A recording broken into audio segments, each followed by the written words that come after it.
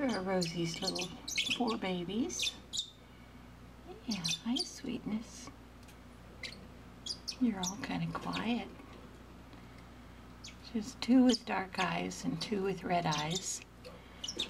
All will be Rosies. The 2 red-eyed babies are probably going to be Opaline Fallow. White faces, but with gray wingtips.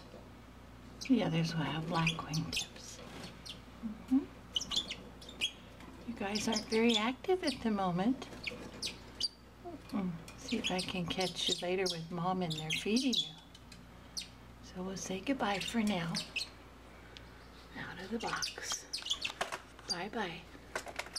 Here's Rosie's fabulous 4.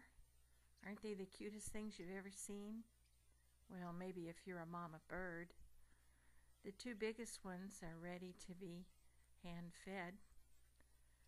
When they start getting their feathers, as the 2 larger ones have, see they're black along the edge of their wings there, those are their feathers coming in. And they're about ready to pull and start hand feeding. Pull the birds, not the feathers.